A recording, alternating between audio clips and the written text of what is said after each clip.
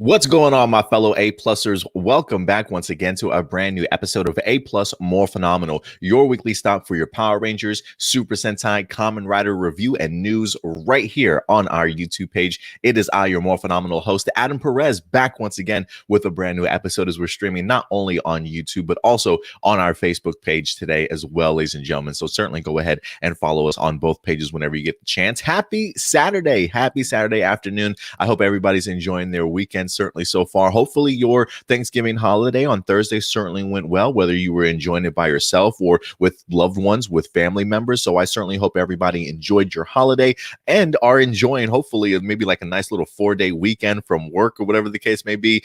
But it is in fact Saturday, and on Saturday we like to go ahead and start our weekends off right with some Power Ranger talk, as we're going to be getting into not only our Beast Morphers episode 18 review for you guys today, but we're also going to get into some tokusatsu talk, as well as we got a story in regards to Kiramager. We've got some Kamen Rider stuff and even some Zenkaiger stuff for you guys as well. So it should be a pretty fun episode, to certainly say the least. But before we go ahead and jump into any of our topics today, just as a friendly reminder, if you guys have a live viewer question that you would certainly like to have answered at the end of the show, you certainly can go ahead and submit your questions in at any particular time at aplusmorphinominal@gmail.com. Again, that's aplusmorphinominal@gmail.com. Go ahead and submit them over anytime throughout the week, at the beginning of this show if you'd like to. If you have a particular question you would certainly like to have answered live on air, go ahead and submit them over, and we'll go ahead and tackle those towards the end of our episode. And of course, we'll be in and out of the comments as we go through this particular live episode. But who's in our live chat today? I'm kind of curious to see who wind up joining us. Matthew's in the house. He says, "What's up, Adam? Super excited to talk about this one." Yeah, season 2, episode number 18, Crunch Time, is what we're going to get into today. Yeah, baby. Yeah, let's do this. I'm wondering if this is Bacon and Sushi, also always changing his name. But welcome in, yeah, baby, if you are new. We got Edward Sanchez Productions in the house. Sarav certainly making his presence known. Johnny Marrero's in the house. Get him a body bag. Yeah. Who else we got? We got Doomsday in here also. Oh, you joining us, Johnny, on both sides, Facebook and YouTube today. We got Noah in the house. Shadow Nova Production certainly coming through. Not Ultra is in here as well. And of course, we've got Ram Jam making his presence felt. What's up, Ram Jam? Thank you for certainly coming through, guys. Yeah, I think other than that, guys, I think we should probably start getting into some of this particular week's topics. The first one, of course, as always, that we like to go ahead and jump off. Oh, you know what? Who else is in here? JB says, "What? What's up, JB? Appreciate you stopping by this weekend, man. I really appreciate it." I don't feel like there was a ton of news on the Power Ranger side of things this week. I feel as though after all the Jonathan Entwistle and Brian Goldner news that we've had gotten over the past several weeks, as they were really filling in some of the holes, I should say, as to the future of what the Power Ranger franchise holds for us, I feel like it's been pretty quiet in regards to Power Ranger news on that particular front over the past couple of weeks. So not too much Power Ranger news today, but definitely be getting into a ton of tokusatsu stuff for you guys to definitely dive into this week. But let's go ahead and start tackling this, man. Crunch Time, Beast Morphers season 2, episode number 18, that went ahead and aired earlier on today on Nickelodeon. I got the opportunity to finally check this out yesterday, if I'm not mistaken, on Facebook. Finally got a chance to catch up to the episode that already aired overseas, but wanted to go ahead and dive into this week's episode for you guys. As really, I feel as though things are really starting to be set into motion towards the finale right now. This is definitely like the last 3 episode arc, if you will, 18, 19, and 20 to go ahead and wrap up this season. And I'm liking the way that this has kind of started itself out, to say the least. For me, when I look at this episode, in a nutshell, for certainly what it is and what it's certainly meant to do, I thought it was a great episode, to say the least. I really did. Seeing Robo Blaze fake that he was Human Blaze, coming back from like his karate tournament, or even before departing for his karate tournament, right? We see Human Blaze return to Riptide Gym. He winds up having like a memory drive from Roxy that they just defeated in the previous episode.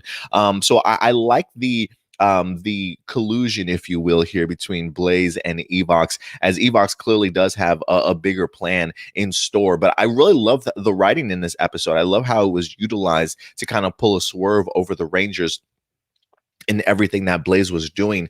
But I got to be honest with you guys, like this is because of the fact that this episode was so incredibly good.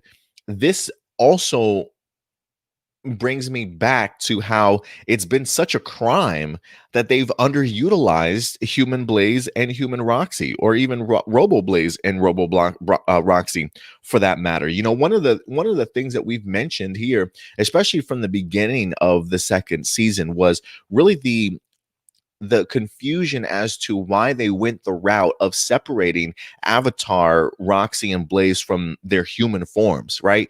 Oh, for me, this episode was like the perfect example as to why you don't follow the path of that original storyline. Like, I honestly feel as though this episode would have had so much more tremendous impact if coming out of season one, if you had Human Blaze and Roxy, but still with the consciousness of the evil avatars of Roxy and Blaze. And I think the idea of them having to have been sort of these secret agents, if you will, or like these secret agents for Evox who were still now pretending to be a human side of things.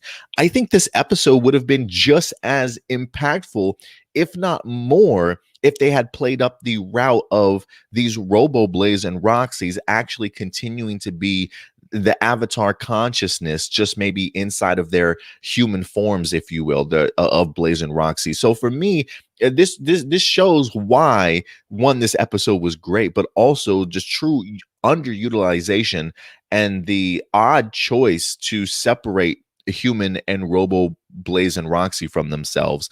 Because the notion of seeing maybe Roxy and Blaze all season long, kind of hiding in the shadows, if you will, of being their human versions, and maybe utilize them a little bit more, right? I think this swerve and this reveal of Blaze sort of being a human version or being the evil avatar, if this was the moment that it was built up to all season long, man, the payoff would have been so incredibly worth it. But again, a great episode. I'm not crapping on the episode. I think the writing was utilized perfectly, but again, I just think that this episode shows why they should have went the route of having these Human Blaze and Roxy just still stuck with their avatar consciousness the entire time. Because if this was the plan for, right, like if this was Evox's plan the whole entire time to infiltrate Grid Battle Force by using Blaze, the plan the whole entire time for storyline purposes should have been, after season one, those evil avatar consciousness just get downloaded into the human bodies of Roxy and Blaze. Maybe this was them trying to make up for the lack of their decision making earlier on in the season.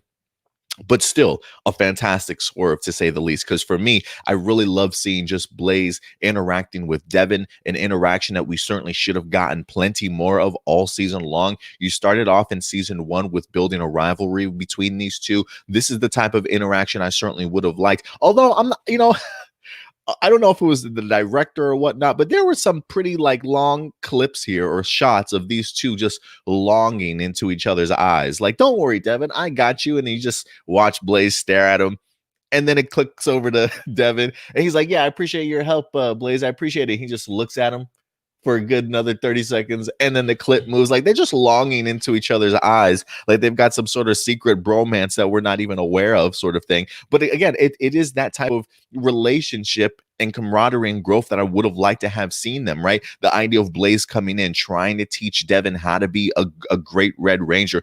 Granted, this is the evil Blaze, right? So he's got, he clearly has motives and stuff, but this is the type of interaction and pushback that I was really kind of hoping that we would see pretty much like all series long between these two, if you will. And so, or at least in this second half of the season, since we had the Human Blaze wind up returning. But I just think it's missed opportunities that were showcased in this episode that were handled really well, but we really should have gotten a great buildup for a lot of this stuff all throughout season two, to be perfectly honest with you. I know they had a ton of stuff going on with the Dino crossover and, those story elements and things like that, but I still think you really could have utilized the use of Blaze and Roxy so much better throughout this second half of the season.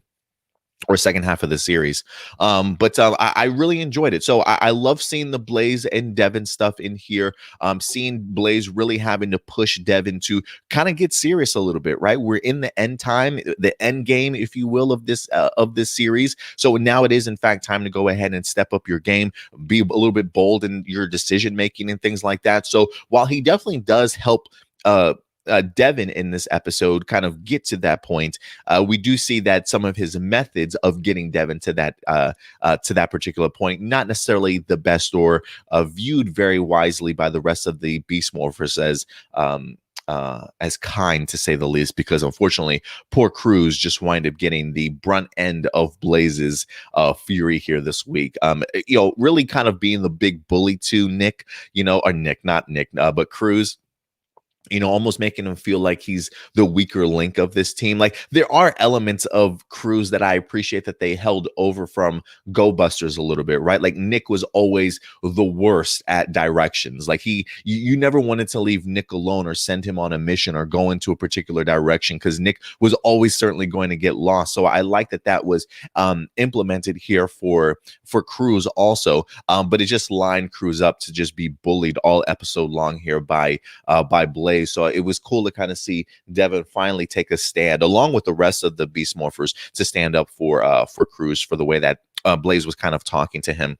But you know what? Again, a couple things that I have loved about this series, at least this second half of this series, within the past couple of episodes, I feel as though they have been utilizing the B spots a little bit better, right? We had the moment between Gorosaki and Ravi a couple of weeks back when he was facing off against Evil Roxy, right?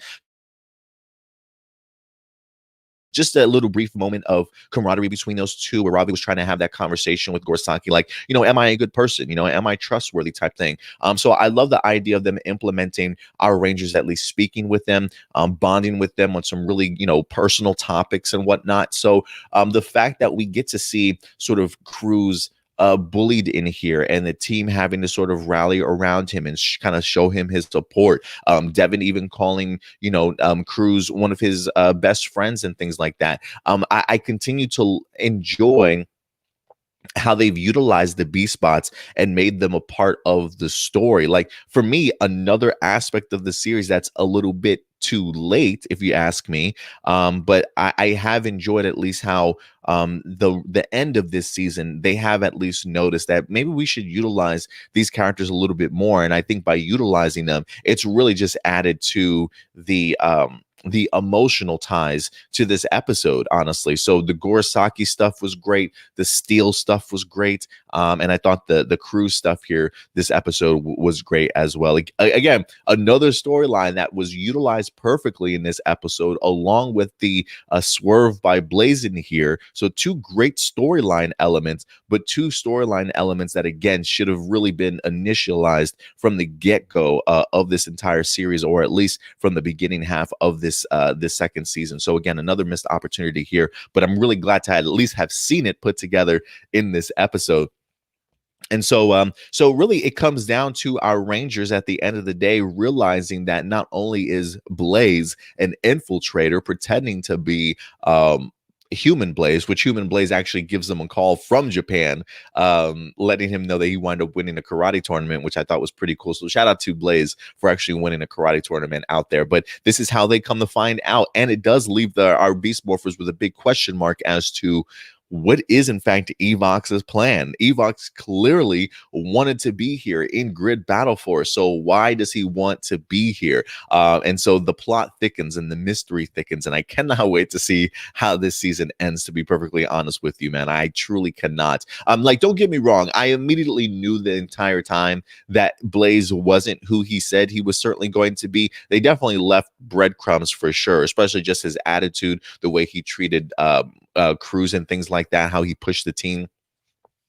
But still, it's still I think a really cool storyline that even though I know why, like even though I know Blaze is evil, why is Evox there? And a quick honorable mention does go out to Evox because he does even tell Scrozzle in here that it's time for him to reveal some of his secrets, that he's got a past that even clearly Scrozzle isn't even that aware of. What that past is, I think I might know because I think somebody might have actually spoiled this for me. I think this was probably one of the last spoiled topics that came across our chat one day a long time ago to maybe reveal Evox's true purpose.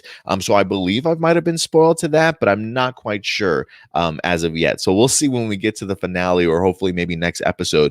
But Evox is in fact in the grasp of Grid Battle Force in this containment field, if you will. Why he wants to be there, I have no idea, but I love that Evox has a plan, and it's certainly coming to fruition. We also see that Evox has another part of his plan here where he wind up creating a new Gigadrone, which I do love. This particular Gigadrone was utilized extremely well in Go Busters. I believe in Go Busters, though, I believe this was Enter's Metoroid, if I'm not mistaken. So I'm really glad. Like for me, it was really cool to see how they utilized the Go Buster episode specifically with the footage in mind here of them facing off in the hangar. Them utilizing this as Evox Gigadrone. I thought for the most part they handled the Super Sentai footage really well in sort of tying it in with the Beast Morphers storyline also, because I'm trying to remember if this is the episode in which they trapped Enter in the hangar and then they wind up getting teleported to the subdimension to try and finish off their fight between those two. I'm drawing a blank at the moment, but I do love how they utilized that battle, seeing the B spots, if you will, also in danger. So I thought they handled it extremely well, to be honest with you. But overall, solid episode this week, man. Really great episode. It feels like we're on like a 3-part story arc for the finale, and I'm definitely here for it, to be perfectly honest with you guys. But listen, if there's anything in particular that I wind up missing, whether it be storyline purposes, character plots, and details that you further want to go ahead and talk about, please go ahead and leave your thoughts in the comment section.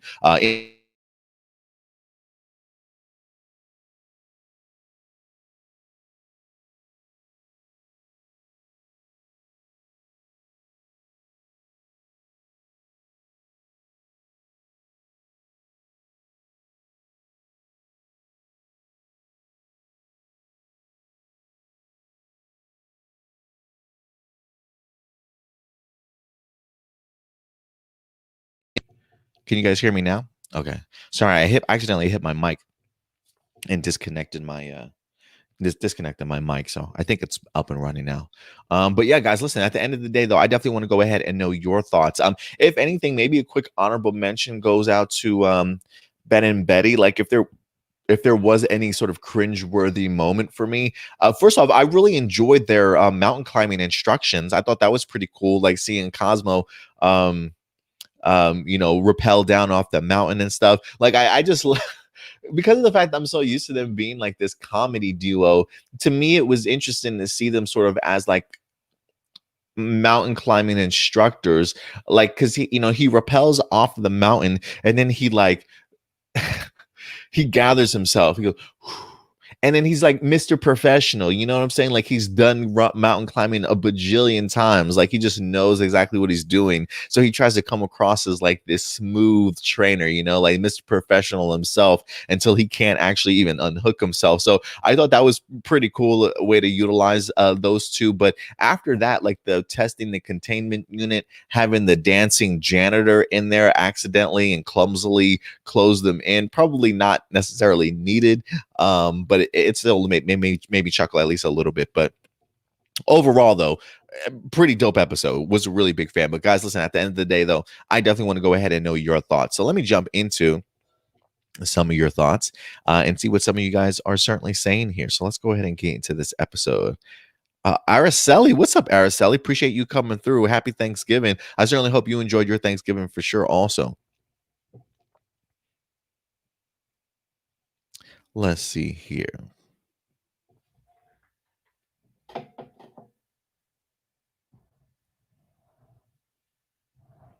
Not did I mention not ultra? Yeah, Johnny Marrero says in the episode Fossil Frenzy, which was last week, he says I feel like Robo Roxy was just power hungry, don't you think? Well, yeah, because she was trying to keep up with Blaze. You know, Blaze had left such a great impression on Evox that she had to try and one up him, and I think this is that would definitely Robo Roxy trying to prove her worth. So yeah, maybe definitely a lot of power hungry for sure.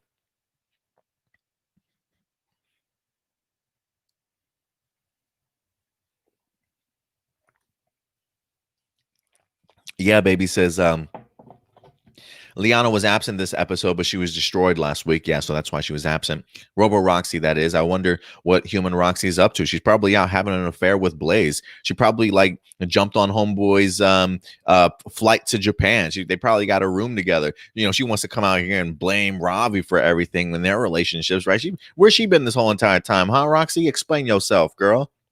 No, I have no idea. I don't know what she's up to. I don't think the writers have really cared too much about them, sadly.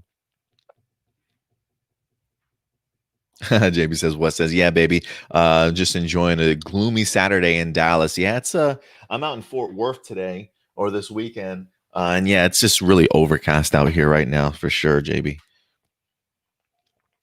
JB says, "Well, I'm excited to see what Evox's final plans are." Me too. The balls and the balls of Evox to just think that this guy, like, part of his plan could just be to simply infiltrate Grid Battle Force, and the fact that him and Blaze managed to just like pull it off, impressive, man, impressive. You know, it's funny because I remember Not Ultra. You know, we were just talking Not Ultra last weekend, and we were talking about how I think you mentioned the idea how lame of a villain Evox is. And I definitely would agree with you. It's just so funny that he doesn't do hardly anything like all seasons long until the very end, right? But when he does do something at the end, it's kind of impressive. Like the guy literally managed to get Mayor Daniels and hide in his body for quite some time. I mean, I'm pretty sure he was probably quite knowledgeable and gained a ton of information from being inside of Mayor Daniels, and now he's infiltrated Grid Battle Force. So yeah, you might be right. Like we might be right now, Ultra. He may have been a crappy villain all season long, but it feels like when it counts, like his plans at least are coming to fruition. So we'll see what happens. But yeah, I'm really eager to see what he has up his sleeve. Not Ultra, speaking of which, says, I enjoyed the episode. I really liked the inclusion of Blaze this week. I think he made a great leader for Devon, if being leader. And it was nice seeing those two together again. You also say the reveal of him being Rosal Blaze was clever, at least on the villain's part. I agree. The big twist with Evox should be pretty obvious, but I'm going to keep my mouth shut for now. I mean, yeah, I didn't find it as super obvious because I didn't know why he wanted to be at the lab. I mean, maybe I'm missing something and it'll hit me in the next couple of episodes and I'll be like, duh, Adam. Like, I'm pretty sure I can see why he would want to be, but I just didn't know that that was even going to be part of his plan. You say, my only issue is that the episode has nothing to do with the episode itself. It is that I wish Blaze could have been interrogated into or integrated into more episodes. Yeah, no, I definitely agree with you there, Not Ultra. That's really one of my biggest complaints, and that's something that I've been mentioning since the top of season 2. Was that I know I'm super critical of the writing team when it comes to their handling of Blaze and Roxy because they did such a great job in season 1 that it just felt like I don't know. I don't know what made them decide to split those two because you're not even utilizing the human version of them. And now you've sort of taken away any momentum that the villains had because they can just be destroyed and brought back to life whenever they certainly wanted to. You know, I wouldn't even say it has anything to do with the Super Sentai footage or trying to link up with it. I think you could probably tell around there. But one of the things that I've always been wanting to see is more Blaze and Roxy, human form or whatever the case may be. I just think this is a perfect episode to showcase why they should have been used more, Blaze and Roxy, even along with the B spots. And so I feel like this episode, while great, also showcased how they undermined themselves all season long.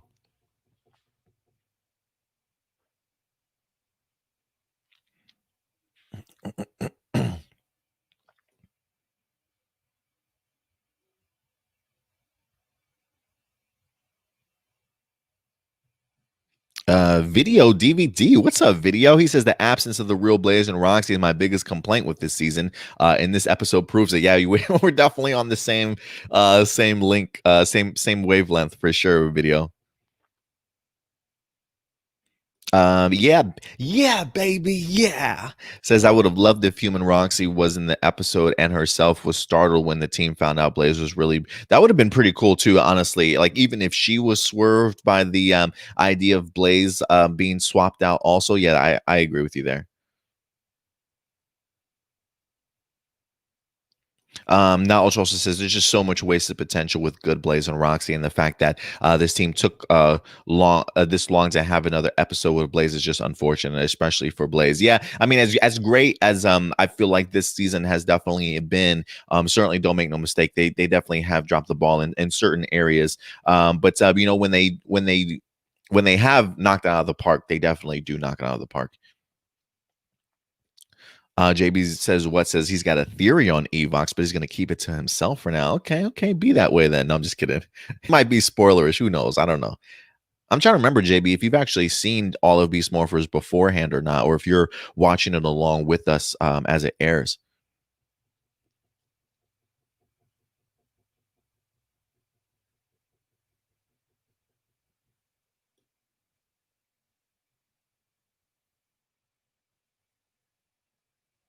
Not Ultra says we know nothing about this character talking about Blaze, and the fact that in the end it was Robo Blaze didn't help either. From our perspective, Blaze is still pretty much still a jerk, right? So when the reveal happened and Zoe was like, "That's why Blaze was being a jerk," I'm just sitting here like he was always a jerk. Yeah, I feel like the small amounts of Blaze that we have seen, especially from season one, very jerkish, for sure when it comes to his attitude.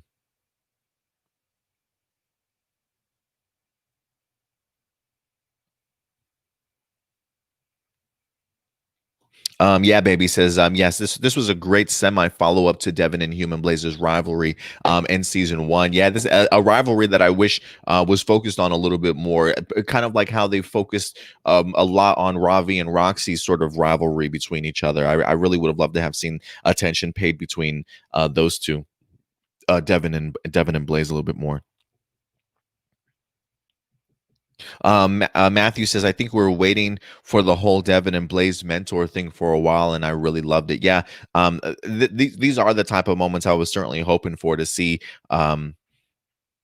certainly see Blaze, you know, on that path of trying to teach Devin on how to be a leader. That's something that I was really hoping that we would see utilized even more in the second season, once they actually became human again. What's up, Blossom? Good to see you in here. Thank you very much for certainly coming through, L'Oreal.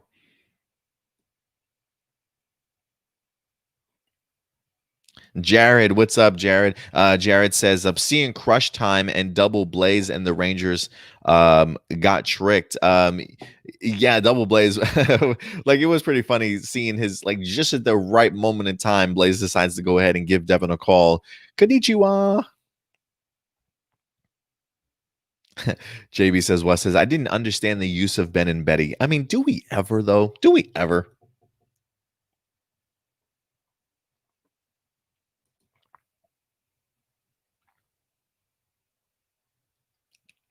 Yeah, if there was an MVP for this week's episode, definitely Robo Blaze. It was really great, honestly. Like shout out to Colby Strong, honestly, for this episode because he is a character that really underutilized. I feel like Liana Ramirez just kind of came in like a hurricane, man, and I feel like took a ton of attention away from the Blaze character.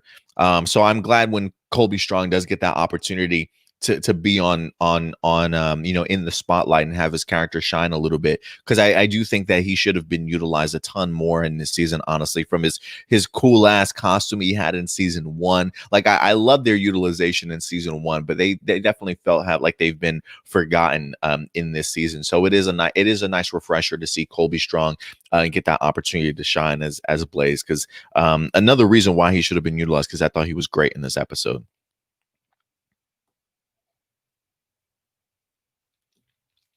Matthew says, I feel like this really showed a great focus on Cruz and Devon's friendship. I know we want more B spot focus, and I actually think we're getting it. Yeah, we have been getting it. I will agree with you there, Matthew. I feel like over the past couple of handful of episodes here, they really have kind of changed direction a little bit and started giving our B spots a little bit more.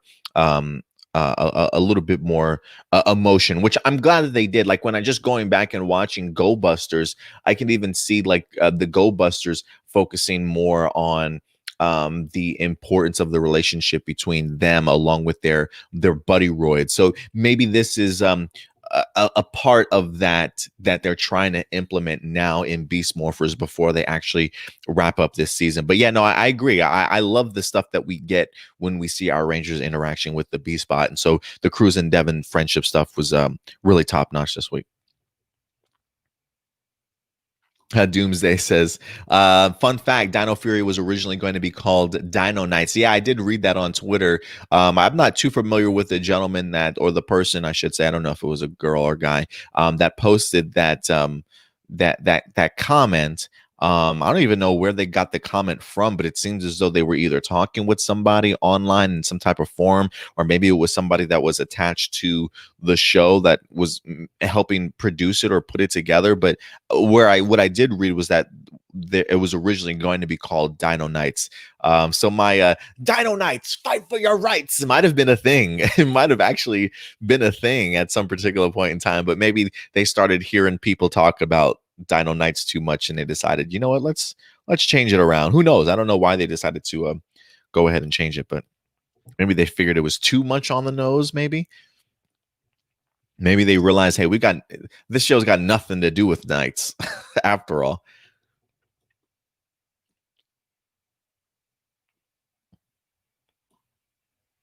Yeah, baby. Yeah. Says, I like that the human blaze that we see in the episode. What? I like that the human blaze that we in the episode on the communicator. He is that we see in the episode on the communicator. He's wearing his martial arts uniform to remind us of the. I don't think he's wearing it to remind us, but yes, I get what you're saying. It does harken back to episode one.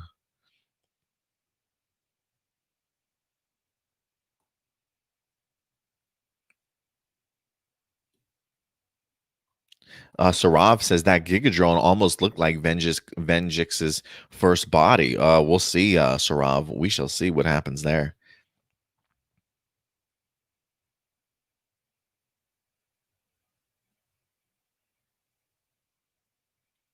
Doomsday says the battle in the hangar definitely gave me final battle vibes for some reason. Oh no, it definitely did. Trust me, when I watched the Go Buster episode, it definitely has that build up to final battle vibes for sure. Really epic stuff. I like the great like the plan is as ballsy as ever, but it certainly works to an extent. So I guess you can't be too mad about it. But the damage, the damage that takes place inside this hangar, I love that shot of seeing all the Zords just absolutely destroyed. That's definitely, I don't think that's a Go Buster stock footage. I definitely feel as though that's an original scene that they put together of the three Zords like practically destroyed in the hangar, and our Rangers sort of running out with Cruz over Devon's shoulder. So I did love that scene. It was really great to see how they utilized original footage for that, especially them capturing Evox too. But yeah, that battle in the hangar, ballsy, and definitely has that final battle vibe. So I definitely agree with you. Agree with you there. The Illuminati. What's up, Illuminati? Appreciate you coming through, man. A great show. Hey, I appreciate it. You guys have a fantastic show yourself, also, man. So keep it up over there.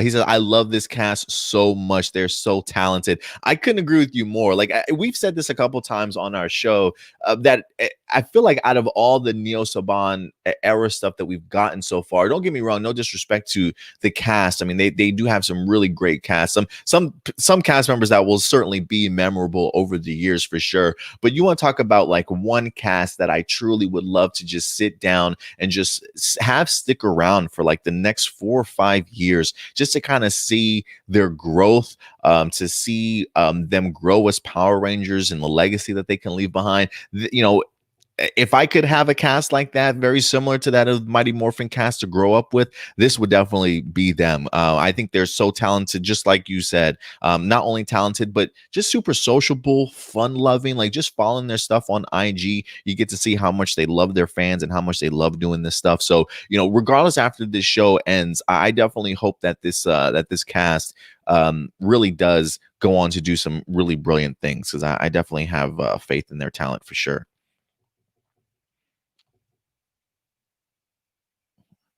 All right. You know what? I think that's a little bit over the 30-minute mark. So if anything, I'm probably going to go ahead and jump back into these comments here in a little bit. Oh, Edward Sanchez Productions. I do want to hit on this. He says the fight scene in the episode was incredible. I definitely agree with you there. Really top-notch stuff this week, honestly. Toby Robinson's in the house. What's up, man? Appreciate you certainly coming through. All right, guys, I'm going to go ahead and transition back over to your comments here in a little bit, but I am going to go ahead and at least wrap up the Beast Morphers section here in just a little bit. So thank you very much, guys. Listen, again, these were just my A+ opinions in regards to Beast Morphers Season 2, Episode 18, titled Crunch Time. At the end of the day, I definitely want to go ahead and know yours. So please let me know your thoughts in the live chat or the comment section box below, ladies and gentlemen. And so we'll go ahead and tackle the remainder of these topics for you, and then we'll get into our live viewer questions, obviously, and then I'll jump back into the comment section with you guys in a little bit. But quick shout out to everybody that's joining us live today. All right, guys, let me go ahead and actually get the next story lined up for you guys here. As you guys know, here on our YouTube channel, if you aren't subscribed, please do yourselves a favor and please go ahead and subscribe. You will not regret it, I promise you. We got a ton of content that we drop on a weekly basis for you, so definitely go ahead and check us out. One of the things of content that we like to provide for you guys is, in fact, Kamen Rider reviews. That's right. Our main man, our homeboy himself, Stuart Branscombe, every Tuesday goes ahead and breaks down our brand new Kamen Rider Saber review for you guys. So I think it's always important that we go ahead and highlight some of the brand new information that we have on the front of Kamen Rider news. And so this topic comes to us from a Tokusatsu Network, an incredible website. I definitely highly recommend. Just so you guys know, a couple of places where I do get my news for Tokusatsu stuff. My first stop is usually always jefusion.com. Go ahead and certainly check them out. I also go ahead and hang out with tokunation.com every once in a while. I also check out this site and Tokusatsu Network as well. So definitely, if you're looking for a spot for specifically for like Tokusatsu news, this is definitely a spot for you guys for sure. I'm wondering if the Illuminati highlights like Kamen Rider and stuff. I see Power Ranger stuff all the time for them, but I'm not quite sure on the Tokusatsu side. I'll have to check their site a little bit more. But this comes to us from Tokusatsu Network, letting us know that just this past week, actually, the Kamen Rider 01 and the Saber movie have actually released not only a release date, but a trailer for upcoming movies. Kamen Rider 01 is a series that I definitely need to go back and finish, because I think out of the first 10 episodes that I watched, I absolutely fell in love with it, but I didn't finish it. So hopefully the momentum for that series certainly kept up, because I do want to go ahead and revisit it. But I feel like with everything that we've been going through with the pandemic, the timing on some of the releases of these movies have certainly been pushed back a little bit more than probably expected. But let's go ahead and get into this particular site here. Let me go ahead and share this article. Again, this is from Tokusatsu Network. Oh, where did it go? Yeah, this probably helps a little bit better. Here we go. So let's go ahead and tackle this. It says... So they did just have a trailer wind up dropping. You know what? I want to give me 1 second here, guys. I want to try something. Like, I want to share this, but I don't want to share the audio. Okay, perfect. So it does say here that the upcoming double feature. So it will be a double feature taking place on December 18th here. You've got Kamen Rider Saber, the movie titled The Phoenix Swordsman, and you've got the Book of Ruin. And then it says you also have the Kamen Rider 01, the movie, Real Time or Real X Time has also been released. So this looks like this is just some of the trailer that we've gotten so far. It says Kamen Rider Saber the movie, The Phoenix Swordsman, will feature Kamen Rider Falchion, the Eternal Phoenix, and will face off against the main 6 riders. Goodness, they've got 6 riders already. And then also it says Kamen Rider Zero One, the movie Real X Time trailer features a global crisis that threatens the end to end humanity within 60 minutes. In addition to that, it will also feature Kamen Rider Zero Two fighting alongside Zero One. I didn't even know there was a Zero Two. Honestly, that's how not into the series I've actually have gotten. So definitely a lot more to certainly watch on my part. But yeah, just looking at the trailer alone, it looks pretty incredible from what I've been able to see. The Zero One costume designs have been so incredible, honestly. And I do love me some Arturo.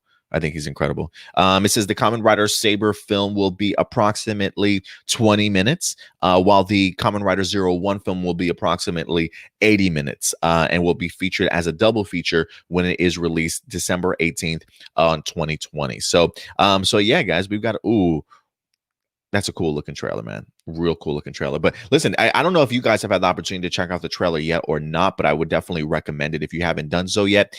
It looks brilliant, to be honest with you. But if anything, I don't know exactly when these trailers will in fact be releasing, or I should say the movies, as far as like on digital download or Blu-ray or anything like that available for us to actually view here in the States. But once it does, though, I'll definitely talk to Stuart and see if he can go about actually giving us a trailer, an actual review for those films, since he is currently doing Kamen Rider Saber reviews for you guys. So once those movies start coming in, once we actually have the English subtitles, we'll try and tackle those for you guys also. And I always thought it was pretty cool. I want to go ahead and highlight this too, that they did go ahead and release posters for both of the films. As you can see on the right hand side, Kamen Rider Zero One, and on the left you've got Kamen Rider Saber as well. So some beautiful posters, honestly, for those two. But yeah, guys, when you get the chance, definitely go ahead and check out that trailer for yourself, ladies and gentlemen. Yeah, Kamen Rider is definitely something I myself personally have just got to get more into, honestly. I really do. And you know what else I really want to try and get into? Ultraman. Like, I keep seeing Ultraman Z either ads and commercials, and I keep thinking to myself, like, Adam, that is this one untouched sort of aspect of tokusatsu that I really do think I could probably fall in line with, to be honest with you. So maybe I'll start trying to get into some Ultraman. It took us a while to start doing Kamen Rider Saber reviews on our channel, but now that we have, I've actually really enjoyed it. Like, over the past couple of weeks, it's been pretty impressive to see how our Kamen Rider Saber reviews have kind of grown. Like, when we first started out, I mean, I feel like we were lucky if we were getting anything in like the teens or the 20s. But now we're like, after a good week or so, we're having like 100+ views on some of our Kamen Rider stuff. So listen, guys, if you are looking for a home for your Ranger Nation or tokusatsu stuff, this is definitely the place for you guys. So definitely go ahead and hit that subscribe button if you haven't done so yet. And yeah, I'll definitely continue to talk to Stuart. And Stuart actually might be joining us here in the next couple of weeks. He did mention the idea that he wanted to wrap up the Beast Morphers season series with me.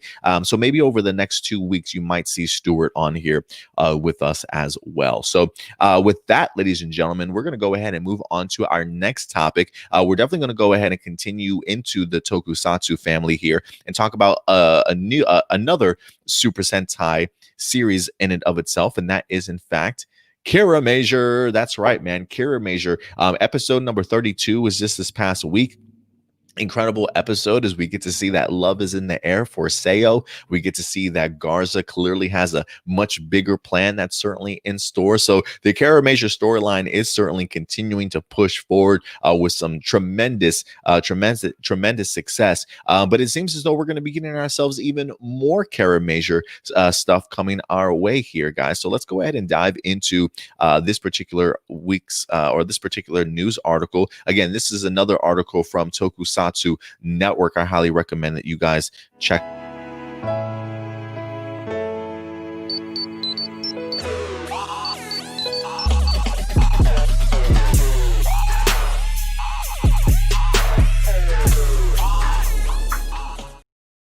to say the least, that's not the button that it's not the button I plan to push. It's not the button I plan to push. But let's go ahead and check out this story. This is Mashin Sentai Kiramager. It says a Kiramager story CD is actually coming in December. So actually right around the corner. It says last month a release date was announced via Twitter for the upcoming Mashin Sentai Kiramager story CD, releasing at the beginning of next month. The CD will be a voiced drama featuring actors from the show and an exclusive story hinted to involve the Karame stones or machines turning into humans. Let's see. It says drama CD release decided. Mashin Sentai Karamager drama CD containing an exclusive story will be released December 2nd. Are Mashins or are machines human? Going out and running around with my buddies fighting against the invading Garza in Mabushina's crisis. Don't miss the nonstop drama. So yeah, guys, it looks like it says machines have become human. Some trouble happened during the experimental upgrade for the substitute. The machines have become human. Even though Juro and the others are surprised, the machines don't seem to be doing so poorly. Interesting.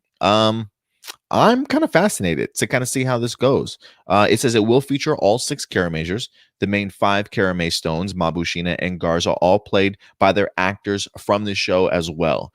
So that's pretty cool, man. You can actually pre-order it for 2,200 yen. I don't really know exactly what that breaks down to in American dollars, but a part of me is really excited for this. I would hope at some point in time that maybe they would adapt this into like some sort of like English audio book or something.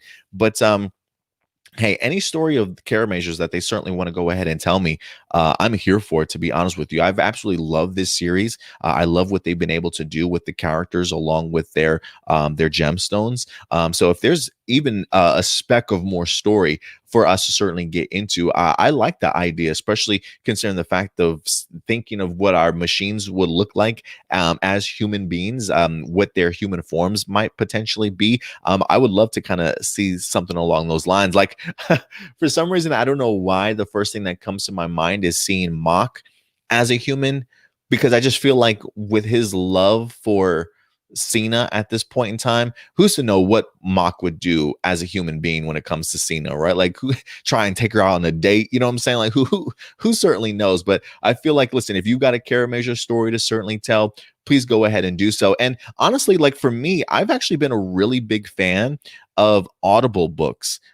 Checking them out. I feel like I do have a subscription to Audible. Every month they do give me like 1 credit so I can go ahead and purchase a book. And so I've been filling up my Audible library with a ton of things, and I really have come to enjoy Audible stories. And so this feels like this is something right up my alley, to be honest with you. And if you've got the actual voice actors coming back to go ahead and do these roles for the Audible story, I think that's golden, to be honest with you. But so I'm excited for this. Again, a part of me is truly hoping that we get some sort of like English translation for this story. If not, a little bit of a bummer, but this is something I definitely would like to check out. And if anything, I want to find out when this story takes place. Like, is this story technically going to be canon? What episodes is this going to be taking place in between? Hopefully, as this is in fact released December 2nd, hopefully more information will come out in regards to it. It's highlighting all 6 Rangers, so clearly after Takemichi certainly joins this team. So we'll see what happens, guys. But I thought that was a cool little topic to certainly go ahead and bring up today in regards to some Karamager news for you guys. So definitely go ahead and check that stuff out whenever you get the opportunity to certainly do so. Last but not least, guys, we're going to go ahead and continue along with some tokusatsu news and information for you because there's another Super Sentai season, guys, that's right around the corner. That's going to be here before we know it, coming in 2021, and that is, in fact, our Zenkaiger series. Now, still, we haven't gotten any information in regards to it. Last week when we talked about Zenkaiger, there was, in fact, a possibility that maybe within the next 2 weeks at the most, maybe we would start getting ourselves some toy listings, maybe some leaked information that is going to start coming out. But in the meantime, we at least have rumors to continue to go off of.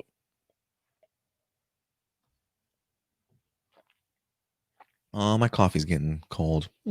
Anyway, so let's go ahead and start diving into some of these rumors here.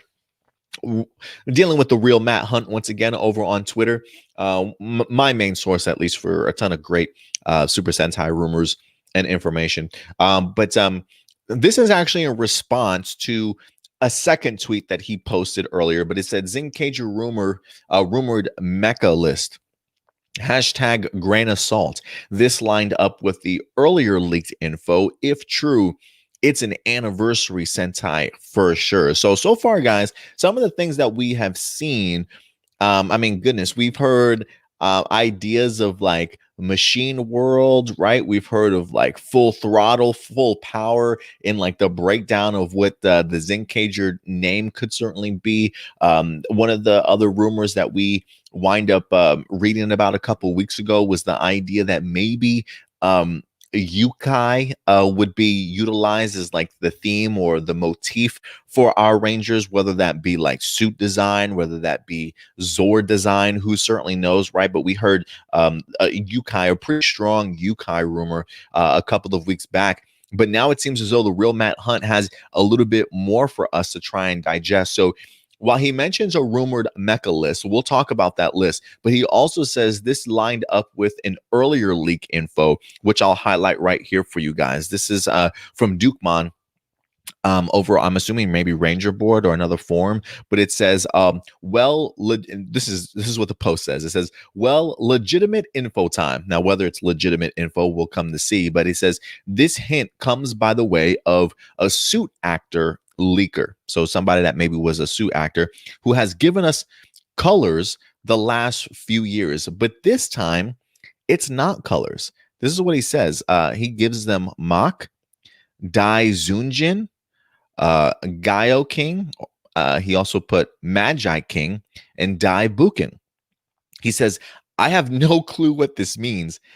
Is it a hint that each Ranger's motif, like the team is car, dinosaur, animal, etc., or is there something else? Grain of salt, though this source has proven their legitimacy. I don't know what they've gotten right in the past, so I don't really know what the true legitimacy of this is from Dukemon. But again, he does also say in here, grain of salt, right? Grain of salt. I mean, we've seen grain of salt rumors before. Again, the Yukai stuff in the past.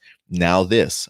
So instead of giving us colors from this quote unquote suit actors, he gives us again Mach, Daizunjin, Geo King, Magi King, Dai Bukin. So again, this person is hinting at the idea that maybe it's a motif or themes for each individual Ranger. So this goes back to our topic that the real Matt Hunt wind up bringing up in his post, right? The idea of a rumored mecha list. It says rumored mecha toy list. Please use a big grain of salt. So we've got red, Kaiki Turbo,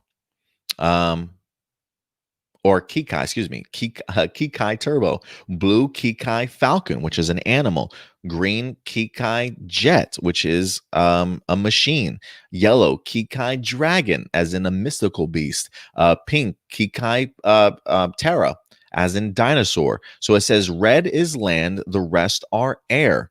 And then it looks like they've got some additional robots as well. Kikai Submarine, Rocket, Drill, and Time Machine, which he goes on to clarify. This is ocean, space, underground, and time. So look at all the different themes that we're getting here: car, animal, machine, mystical beast, dinosaur, ocean, space, underground, time. A true multi-sentai. So again, grain of salt. This is probably why the real Matt Hunt suggested that if this is true, that maybe this is in fact a Sentai anniversary, like the idea of highlighting all these. So again, the suit actor, instead of giving us colors, gave us all these three listings, which in fact do turn out to be car, dinosaur, animal type of themes. So could this be what our main mecha list is certainly going to turn out to be? We got ourselves a car, we've got ourselves a falcon, a jet, a dragon, and a pterodactyl. So we'll see what happens. I kind of like this idea, especially if it's planning on being another anniversary Super Sentai season. I've actually really liked all the rumors that I've seen so far, to be perfectly honest with you. Like, like the Yukai stuff sounds really incredible to me. I've even seen rumors before that, again, that because of the fact that maybe Toei and Hasbro might be having their split, and Toei doesn't necessarily have to rely on, I don't want to say rely on them, but kind of create Super Sentai in a way to reflect that of Power Rangers, that maybe we would even get some like new suit designs, like a classic Metal Heroes, if you will, from like back in the day, you know? So I don't know if that's the route that they would ever go, but again, another rumored to go along with these rumors as well. So a ton of ideas that people certainly are throwing around, but we'll see which one actually sticks. I've liked them all, to be honest with you.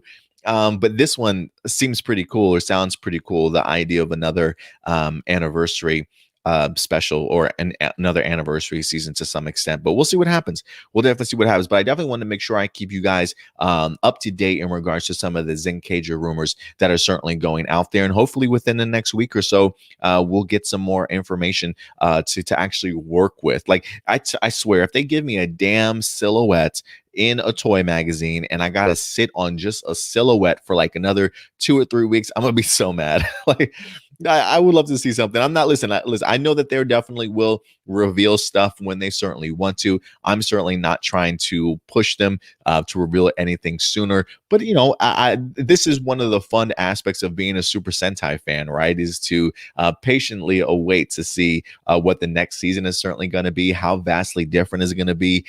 You know, are we going to get the same old, same old? Who's going to be behind the camera? Like for me, I'm really looking forward to not even necessarily seeing, like, yeah, I want to see the suits, but I also am really looking forward to seeing what the plot summary is going to be like, who's going to be working behind the scenes, like the writer, the director, the producer, and stuff. I really want to see all that information. So for me, this is like the perfect time to be a Super Sentai fan, just because you've got the series ramping up, if you will, and you've got some new information starting to drop in regards to our next Super Sentai season. So I'll definitely continue to keep you guys posted and updated with any information that we wind up getting in regards to Zenkaiger, though. So at any particular point in time, if a huge drop of information comes throughout the week after we've talked about it here on A Plus Morphinominal, I'll definitely go ahead and just do an individual video for it to certainly highlight your guys' stuff. But yeah, guys, other than that, I think that is going to actually do it for us today in regards to all the topics that we certainly wanted to go ahead and talk about. So really heavy on the tokusatsu stuff. Wanted to really showcase you guys a ton of stuff today in regards to Super Sentai along with Kamen Rider. So a lot to certainly look forward to for sure if you're a fan. But other than that, guys, I think if anything, we're probably going to transition now over to your live viewer questions. Heck, I don't even know if we have any live viewer questions today, but I'm about to check. I haven't checked today, honestly. So we'll see what you guys are certainly saying. You know what? Let me go over to Facebook first, because I do realize that I tend to always forget Johnny's questions. Not that I forget, I don't want to say not that I don't forget, but I always feel like it's the last group of messages. Like, oh crap, I forgot. I actually got to get to those. Let's see here. Johnny, he says, hey, Adam, 3 questions. What are the chances of seeing motorcycle battle scenes in Dino Fury? Because we haven't seen any since Mystic Force, and I'm curious if the Rangers are going to get one. Well, the last motorcycle battle that I saw, and I can actually say was here in Beast Morphers, very briefly, Captain Chaku. I thought didn't they have a motorcycle battle? I just remember seeing Devon driving Cruz. I remember Captain Chaco and his motorcycle, and I thought they were facing off against that villain very briefly on their motorcycle. But maybe I'm wrong. Maybe I'm thinking more Go Buster footage, if anything. But you're right. It's been a while since we actually had like a motorcycle battle. But when I think of Dino Fury, I don't know why Dino Fury would have a motorcycle battle. I don't recall Rio Soldier having motorcycles at any particular point in time. So unless they decided to create motorcycles specifically for the series, then no, I'm not expecting a motorcycle battle at all in Dino Fury, unless they decided to originally make motorcycles for them. What was your favorite part of Beast Morphers episode Crunch Time? Probably the Blaze and Devon stuff. I love I enjoyed the swerve, even though I knew it was Robo Blaze. Like there was some cool like mystery behind it. Him covering up his battle scar and things like that, trying to create a bond between him and Devon, training Devon to become a better leader, if you will. Really manipulating the team from the inside, really executing Evox's plan incredibly well. Colby Strong having a great presence in this episode. So yeah, if there was any part to me that stood out, definitely the Blaze and Devon stuff this week. You also say, I know it's very early, but I'm curious what season Jonathan will produce after Dino Fury. More importantly, what will be the next theme? Because I know he will do both live action TV projects for kid friendly and non-kid friendly, as stated on No Pink Spandex. But what do you think? I don't think he's gonna do. I'm very much under the impression that Jonathan Entwistle, um, that he will produce that. I mean, he definitely clearly will produce kid and non-kid according to everything that we've read so far.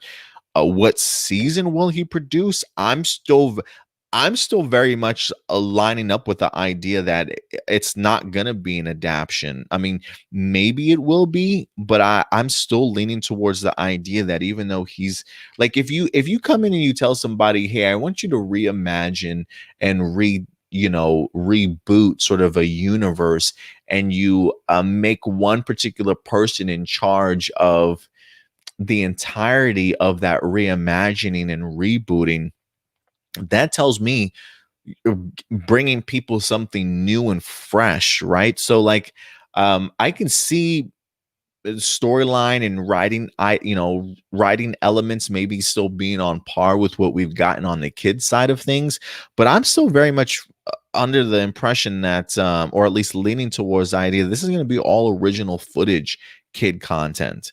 Think of, like, I don't want to say Henry Danger or whatever. I've never watched an episode of that stuff, so I don't really know how to the equivalent to it. But I'm still leaning towards the idea of Hasbro until we sort of splitting ways, just because I haven't heard Hasbro mention a single thing about their partnership with Toei ever since all this news and information's been coming out. And if you've been having one person in Jonathan Entwistle to reimagine everything, I don't know if you reimagine Power Rangers with just the non-kid stuff and then keep the kid stuff regularly. So I don't maybe a space theme, but I don't know if it would be space theme like utilizing Cure Yuger or your Q Ranger stuff, and footage and things like that. I just think it's going to be all original footage for Jonathan Entwistle going forward for anything Power Ranger kid and non-kid friendly. But if I had to pick a theme, give me a space theme. Let the non-kid stuff maybe continue to delve in to dinosaur motif, maybe. And then I don't know, maybe space. I still want a space. I still want like a anniversary season for space.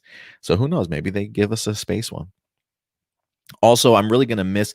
You also go on to say, Johnny, I'm also gonna miss Beast Morphers. Are you? It's the best season we've had in years, and better season than Ninja Steel and Super Ninja Steel. The moral of the day season, as you clarify it. That's funny.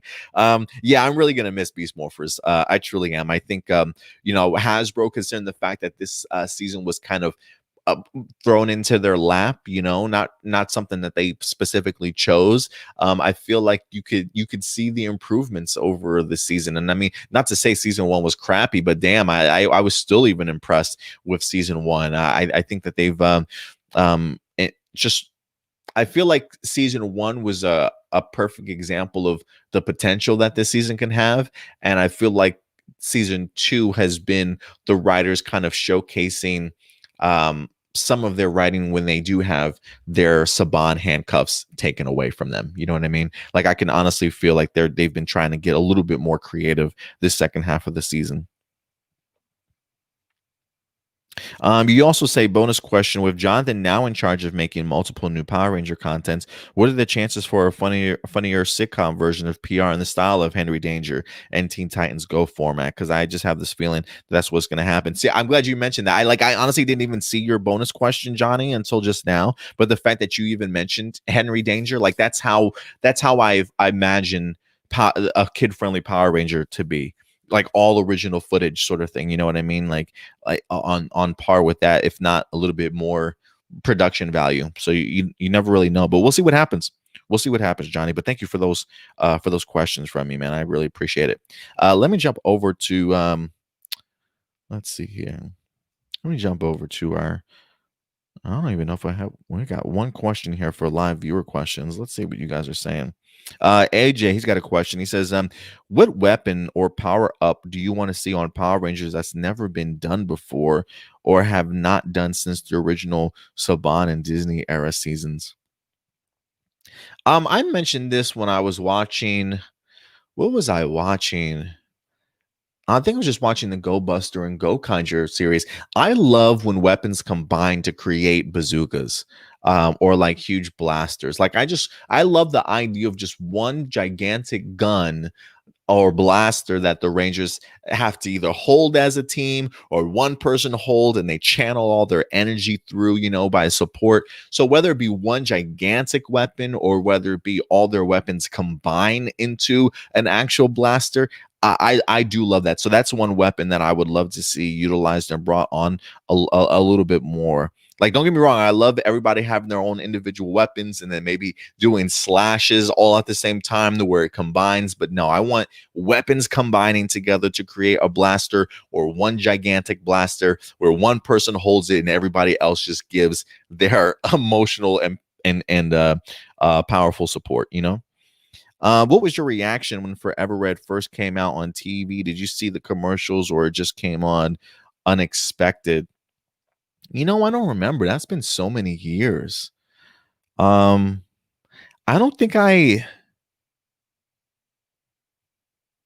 don't know if this was a season that I actually watched like when it aired on TV. I think this is a season that I eventually went back on. Like I'm trying to remember if I remember seeing this as a kid because I remember falling off of Power Rangers like after In Space. I think I watched Lost Galaxy for a brief minute. Um and then I eventually like fell off of that and stopped. So I might have actually missed Forever Red when it initially aired. So it's probably a show that it's probably an episode I watched when I did my rewatch of the Power Ranger franchise. But yeah, I don't remember watching it on TV. But I remember my first reaction was, "What the did I just watch? This was an incredible episode." You also say if Tokuger was adapted in the future, even if no Toei no longer partnership in Hasbro, so why would they adapt it then? You wouldn't be able to. What would you want to see that's totally different, and not included from the Sentai for Power Rangers? Um,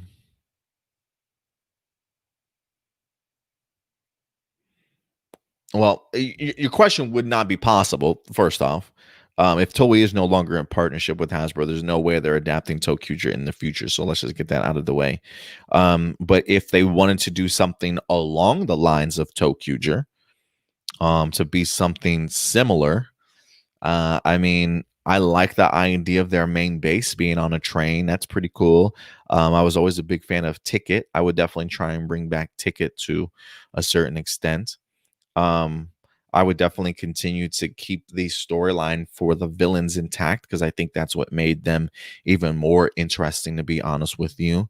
And I like the idea of them remaining kids, the idea of utilizing imagination. I mean, i I think you could probably pull off Tokuger, honestly, if you really wanted to. I think if anything,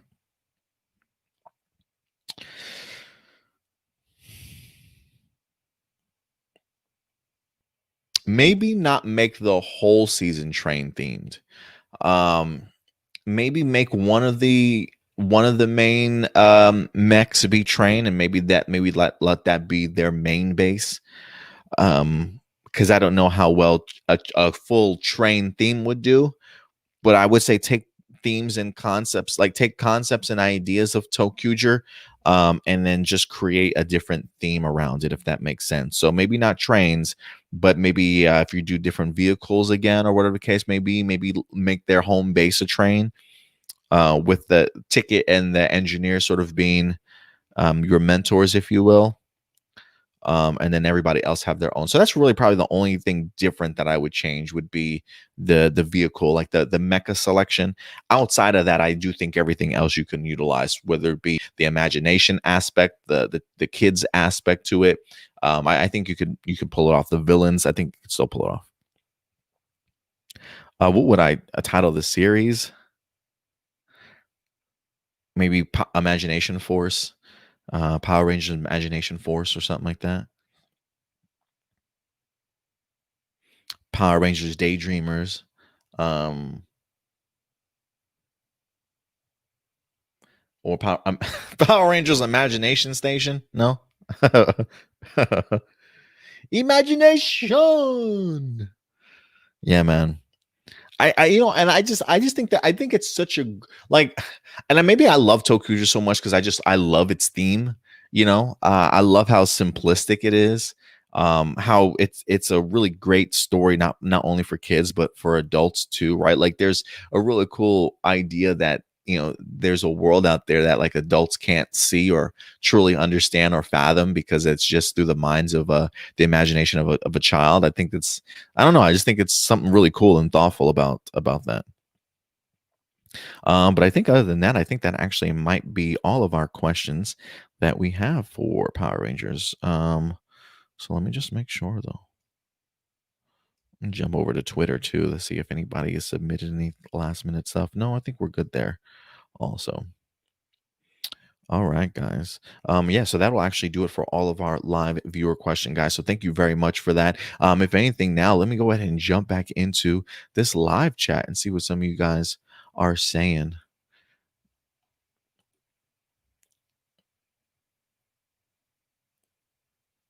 Yeah, baby. Did you change your name again? I'm assuming that was you, AJ, because now I'm seeing Cobra Kai No Mercy for bacon and sushi. He keeps changing your name on me, man. I can't keep up these days.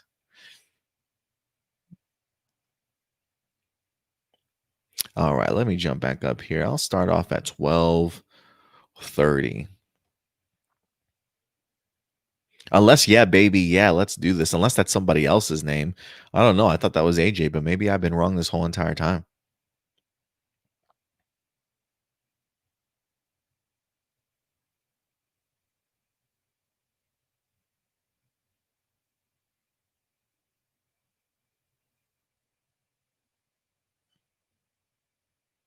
Let's see here. Random, but yeah, baby, yeah. Says we know Jazz meet as Ravi works out. Wish we can get an episode of a scene of Ravi getting swole. Would be cool nod to MPR. I mean, for me, it would just be like, for me, it's probably more of I would give me like a Rocky montage of Ravi working out. Like I would love to see. Like I saw a picture of Jasmeet the other day, like in the bathroom or something like that. Like after the gym sort of photo, homeboy's like swole, like ripping out of his shirt. Like my goodness, Jasmeet, I need to whatever your regimen is, Jasmeet, you need to put me on it. I need to know how much protein you eat a day, how many calories you intake, what your workout schedule is. Like Jasmeet should just really do like a bodybuilding channel, honestly.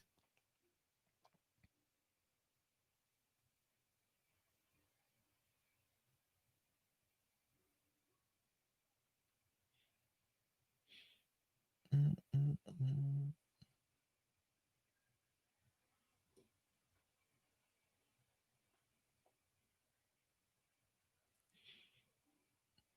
mm. Blossom says, "Can't wait for the movie for Kamen Rider Saber."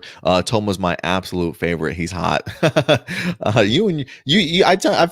tell you, man, you definitely find your boys that you're very fond of in these series for sure. Toma, that's the main guy, right? he definitely has a very unique style that he certainly brings. I love that hat that he rocks, to be honest with you. Blossom also says the new Kamen Rider Saber is so hardcore. Books and swords, two of my favorite things. Yeah, I figured that would be right up your alley, Blossom. You do love yourself some books. Maybe one day you can have a bookstore like Toma.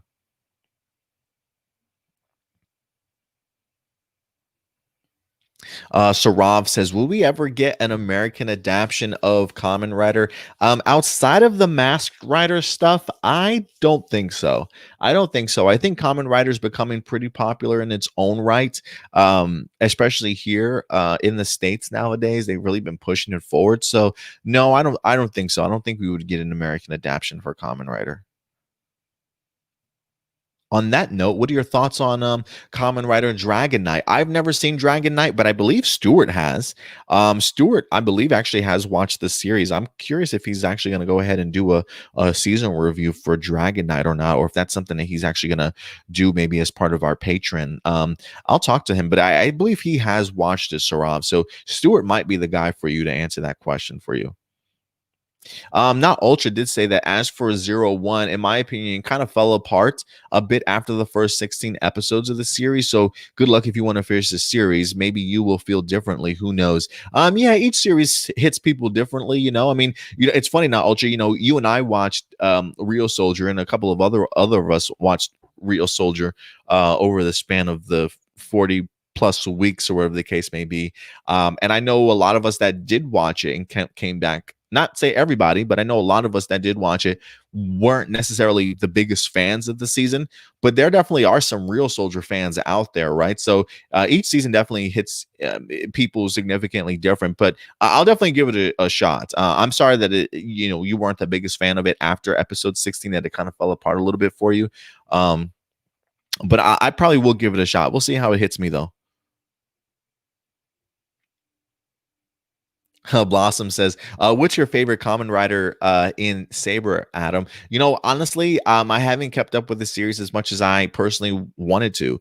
Um, the first couple episodes was a little bit hard for me to keep up with, not just because I didn't understand what was going on, but it's just moving at a pace that I wasn't the most fond of, so it didn't really keep me pulled in, if that makes sense, right? It didn't make the best first impression for me. So I haven't really kept up with it outside of the the special effects and the action are pretty spectacular. But so I don't have a favorite Common Rider in the Saber series as of yet, but I know Stuart's been keeping up with it. He's been doing the Common Rider Saber reviews. But I do want to go back and check out Zero One, because what I did see I enjoyed. But Saber's been a little bit difficult for me to kind of get into, honestly.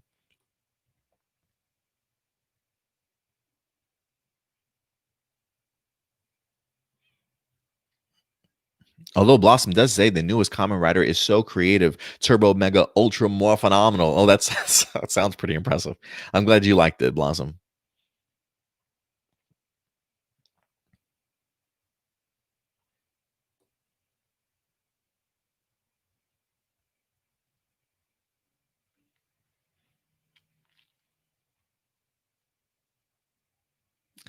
Sorry, I confused everybody hitting that opening.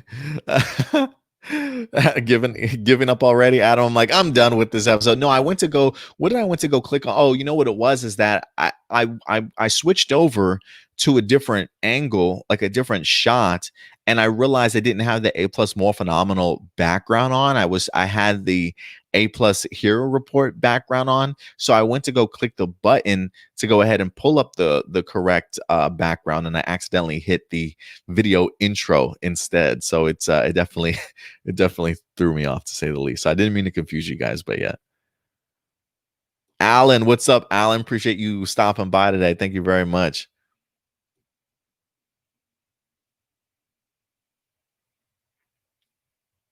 Blossom talking about the Karamager story CD. The Martians turned into humans. I bet you Juro's imagination magic is going to be behind this. Oh, you think maybe it's Juro that's the one that uses his imagination to change them into humans? Oh, that's a possibility. I wonder if it's a plan from Garza, maybe. Also, now that I come to kind of think about it, right? Like, are the are the machines able to utilize their abilities like in human form, right? Like maybe it's a something that Garza tries to do, excuse me, that Garza tries to do to keep the Karamagers from actually tapping into their full potential, if you will, or their mechs. So we'll see what happens. We'll see how they turn into it. But I like that idea, Laurel, about the idea of maybe it being Juro that actually turns them. So we'll see. You also say mock as a human. Cena better brace herself for his constant flirting. Yeah, I can see him like putting his jacket on the floor so she can step on puddles, so she don't gotta walk through the water or anything like that. Opening up doors for her. Like, yes. Yeah, Mock would have a blast as a human, honestly.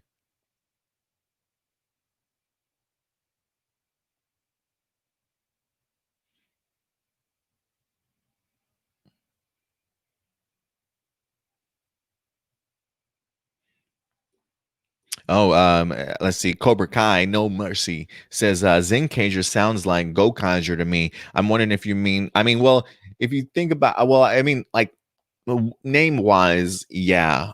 Some of the rumors are suggesting an anniversary season, so that would definitely be another nod to Gokaiger for sure.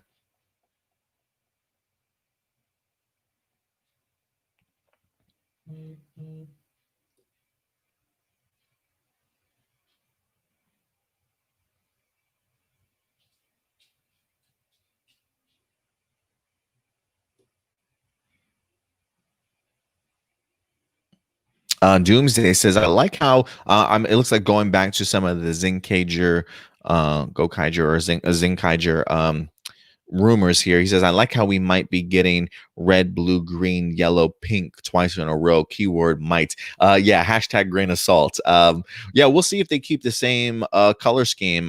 For I know for this grain of salt, we had that color scheme, but I want to say for some of the other ones, like the Yukai ones, I believe we had a different color scheme for the Yukai ones also. But it'll be interesting to see if they keep the same color scheme. Matthew says that he thinks that if this grain of salt rumor is true, then I just got a lot more interested in Zenkaiger. Yeah, I feel like with all the rumors that we have heard, I've been really big fans of like all these rumors. Like if these are just theories that people are coming up with, just as like a simple starting off point for a Super Sentai season, I like the idea of another anniversary. If not, the idea of maybe Yukai doing something vastly different for Super Sentai as like your mechs or like your themes and motifs. Like that for me just makes me wonder what the Zords and the costumes are certainly going to look like. So yeah, I think whether it be Yukai, whether it be machines, whether it be cyborgs, whether it be anniversary, I feel like all the rumors I've heard so far really get me excited for the future.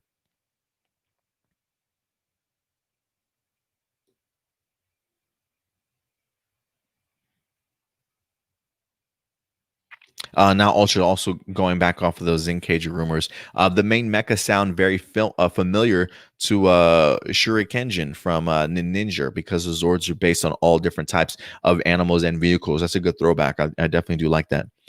Power Rangers in your area, what's up, man? Appreciate you coming through.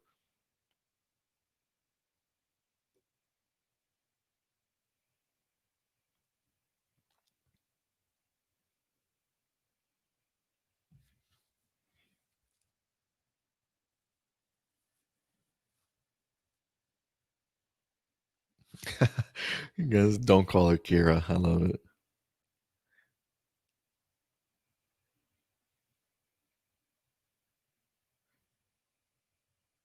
And Blossom says, I'm turbo psyched for Kamen Rider Saber and their film coming up. Yeah, so it looks like this film is probably going to be like your 20-minute film, I believe, from Saber, where I believe they mentioned the Kamen Rider 01 was going to be like a full 60, what did they say, 60 minutes, I believe, or 80 minutes, one of those two, I can't remember.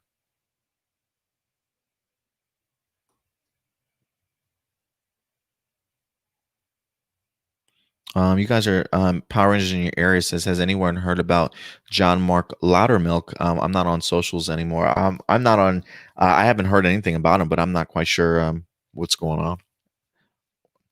A Ram Jam, Adam, have you checked out Marvel's 616 docu episode one? It's the tokusatsu related. If so, what did you think of it? I've yet to watch it, honestly. Ram Jam. Somebody else mentioned that to me last week. I will put that on my list, though. I want to see it because I've been really interested in Marvel's 616. I've actually been following some of the trailers over the past couple of weeks. I had no idea, though, or the past couple of months, I've been following it ever since they mentioned it. I had no idea, though, that they were going to be talking about the tokusatsu side of things of creating the Japanese Spider-Man, which I believe Stan Lee had a big part to play in that as well. But I definitely want to go ahead and check out that series whenever I can.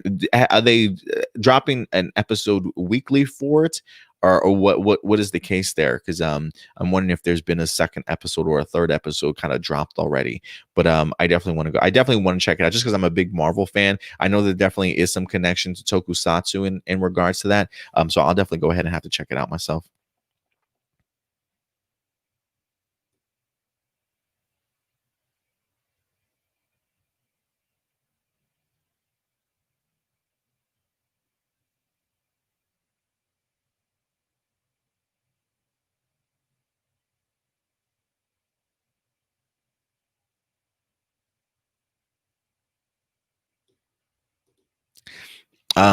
Blossom says, "Isn't that wicked cool that they can transform with books, especially when they use three different Wonder Books at once? I like the jingle that plays when they do it like that. Yeah, I do love that idea. I remember seeing the like Jack and the Beanstalk book utilized. I thought that was pretty neat, honestly. So I definitely agree."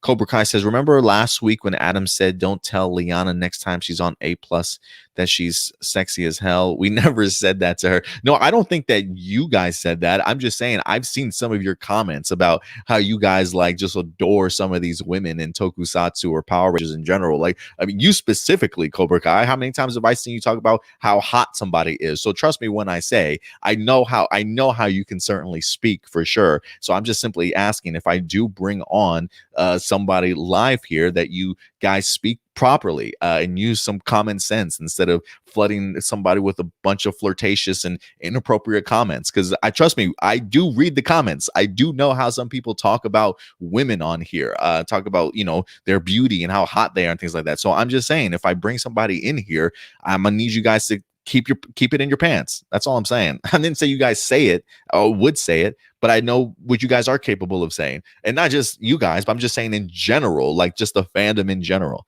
So I'm just saying, just let's behave ourselves if we ever do have anybody on here as live. Not to say that you guys don't behave yourselves. I'm just saying I have seen some things in the fandom, so let's just keep it together. That's all. That's all I was mentioning. Matthew says, "Yeah, I think I might actually cry when Beast Morphers ends. I might shed a tear. We'll see how emotionally impactful the last couple of episodes certainly are."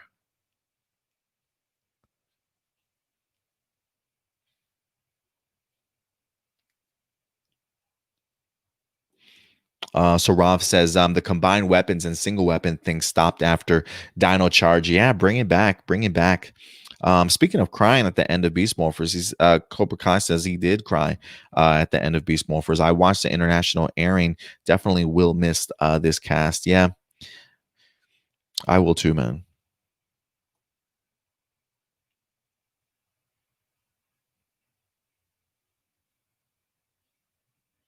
Yeah, the super spike. Yeah, not ultra. That's what they were. That's what Saran was just referring to. I do miss individual ranger weapons that form a cannon. The last time we got one was Tokuger, which was 2014.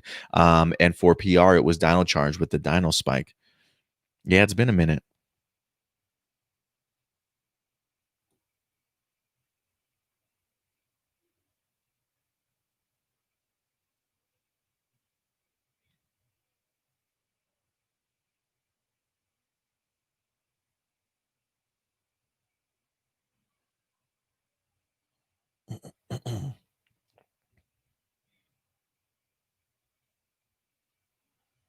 Blossom says, "Adam, my friend and I called them Power Rangers Imaginatrix. I like it. I like the name. Yeah, if I had to come up with a name, that I do like that name. Imaginatrix. So Rob says the Tokuger should be adapted as an animated series along with Kiramager. I feel like if they wanted to do like, um, just because of the theme alone, I wouldn't mind seeing those two adapted in animated form. Like, not to say that it'll ever happen or that's Hasbro's plans, but just the notion and the idea of those two particular series being animated, I actually wouldn't mind. I actually wouldn't mind that.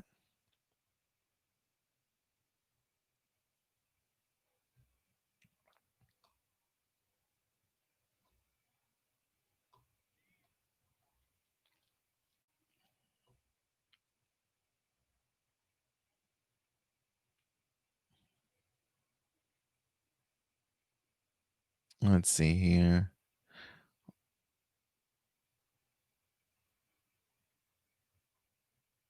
All right. This is Shadow Nova. He says, what do you think about Crayon's counterpart in Dino Fury not being evil, but instead being one of the comedic duos, if there is one?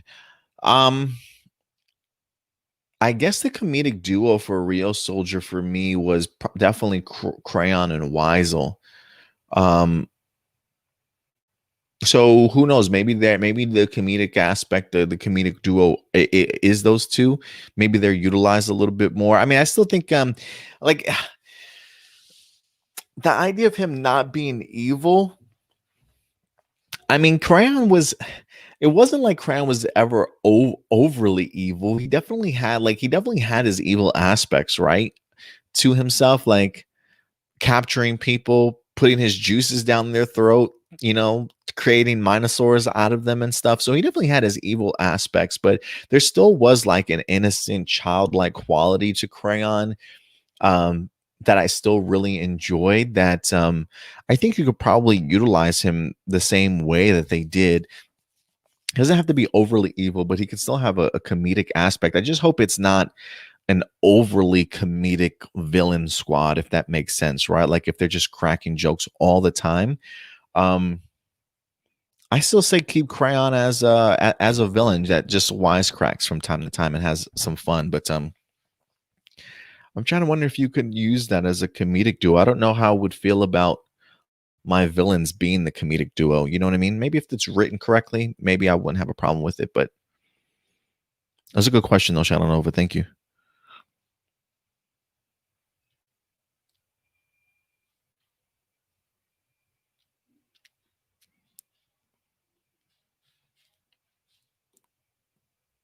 It's like Cobra Kai over here is talking about Alexandra Nunez a little bit. Says, who knows? Maybe Alexandra Nunez becomes our first Gold Ranger. Like Hasbro said, they want the show to be different this time than before. So perhaps Gold Ranger is already chosen, just waiting for the reveal. I still don't think Alexandra Nunez is going to have any part to do in this series. I mean, yeah, maybe it was a recast and for her too. Like maybe they put her in another role, but I'm leaning towards the idea that she's not even in this series at all.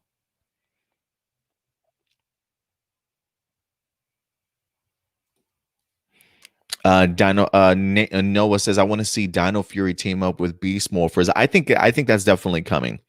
I definitely do think that that's coming. One, it's just another reason to go ahead and bring back the cast of Beast Morphers, honestly. And not only that, like I feel like it's time for another team up episode, to be quite honest with you. So bring back the cast of Beast Morphers for a Dino Fury crossover. Who knows? Maybe that's not the only crossover that we wind up getting.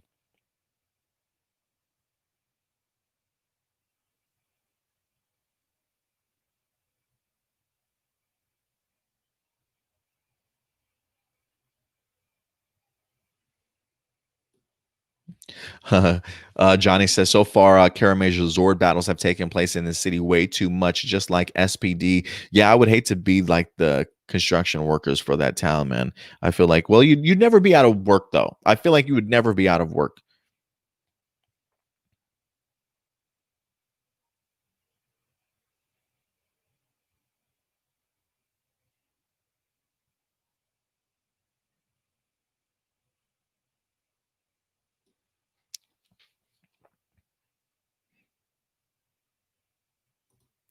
Matthew says, I think Stan Lee was actually pitching the idea of Super Sentai in America long before Saban was. Maybe. I don't really know too much about the link between Stan Lee, Marvel, and Tokusatsu fully. So, I mean, maybe.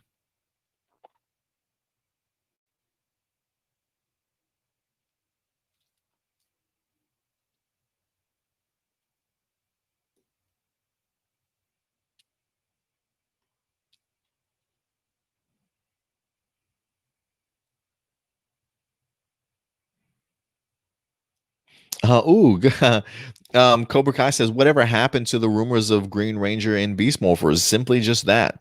Just rumors. Just rumors. I mean, really, the only thing I feel like that people went off of based off of that was like a Twitter exchange between Christina, who plays Betty, and like one of her friends. I think it was like a college friend or school friend or longtime friend that mentioned like, "Yo, hey, I'm so happy that is going to be going to be a Power Ranger." And so I think people just automatically assume that Christina meant to be like people can say things out of context or maybe not write things correctly, right? So you really have to like just kind of dive into what they're saying. But people dove into it and they just assumed that she was going to be a Green Ranger, and that's something that we have brought it up here. But make no mistake, we definitely brought it up very much as a rumor. I don't know where that rumor started, but maybe we should look back and try and do some searching and see if we can find out where that Christina Ho as the Green Ranger story originally came from. But I do think it was just based off of a tweet that was out there long ago.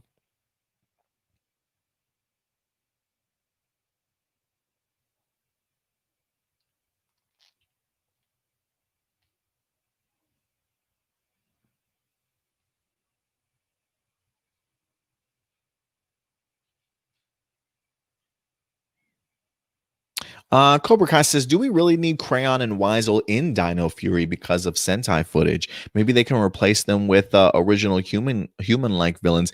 They certainly can. They certainly can. Certainly wouldn't. Hasbro could certainly do whatever they certainly want to. I guess it would just be preference as to what fits their storyline purposes. I still think you could utilize Crayon and Weisel."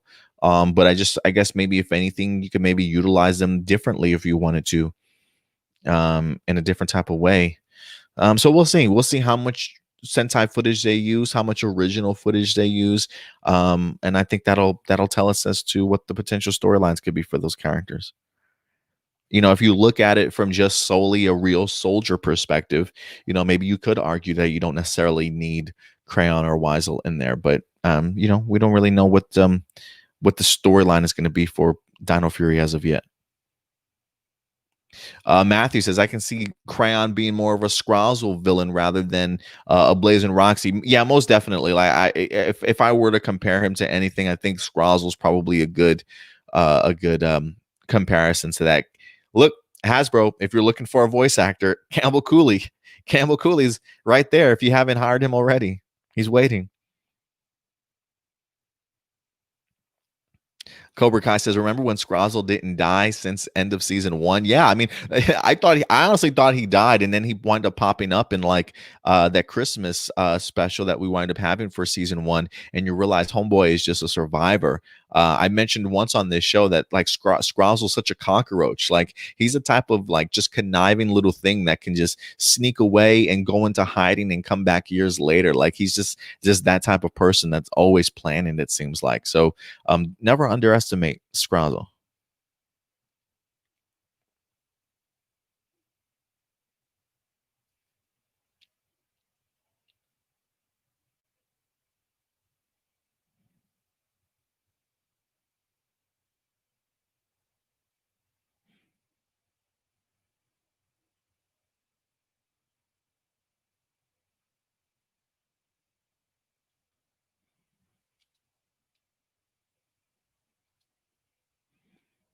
You also saying Cobra Kai says, "I'm so curious on how Dino Fury Rangers show up and chosen in the first episode. If it's going to be 3 episodes with half of them appearing, oh, similar to that of like Real Soldier. Yeah, I don't know. I would be cool if they slowly introduce them within the first 3 episodes. I would be cool with that. Like if we don't have our actual full team together till like the third episode, I would be open with that. Oh yeah, but we'll definitely see what happens. I believe I missed a comment here by Sarav. Um, mentioning something about, do I think like Power Rangers could ever have a civil war concept, sort of similar to that of Marvel? I think they probably could. If anything, maybe animation wise, I think somebody might have thrown that out. I think maybe if we had not, if we weren't getting our reboot and reimagining, maybe they would try and pull off something like that. But I feel like in if they are trying to reboot and reimagine, I feel like that might be something that they would have to build up to later in the future. But as of right now, where Power Rangers is as a franchise, I don't necessarily know if a Civil War storyline would work right now. But I do think a Civil War storyline could work at some point in time in Power Rangers if utilized correctly. So yes, I would love to see that. I just don't know if we would ever see it or in what form we would see it. But I definitely do think that we certainly could for sure. But other than that, guys, I think that's probably going to go ahead and wrap it up for us here today. Let me just double check though to make sure that I've gotten everybody's questions and stuff.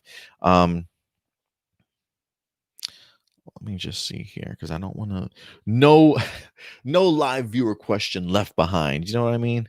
Let me make sure we get a little bit of everybody in here.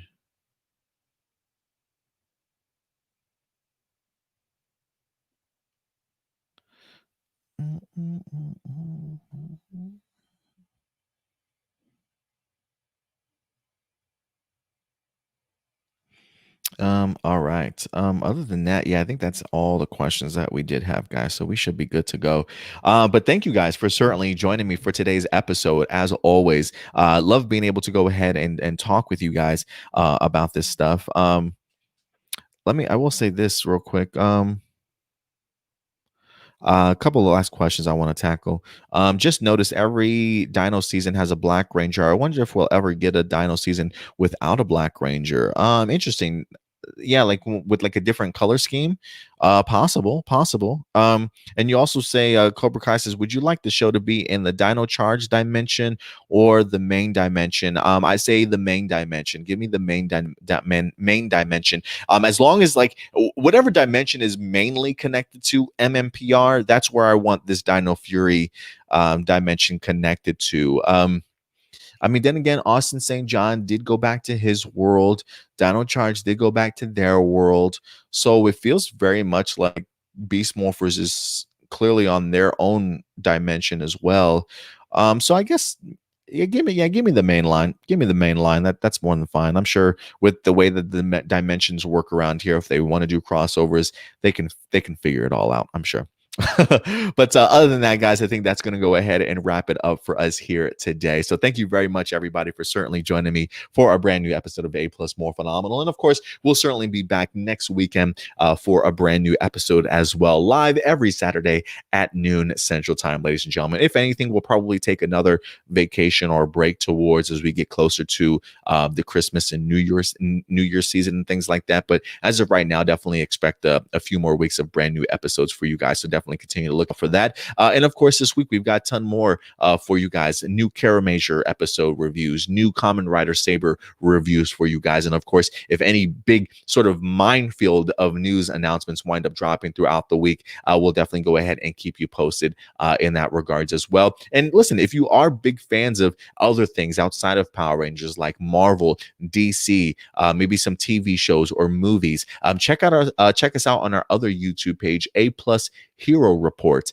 and definitely go ahead and subscribe to us there as well. But I will say this, last tidbit of news before we wrap. I know I've been talking about getting this patron off the floor. It is coming. It is coming.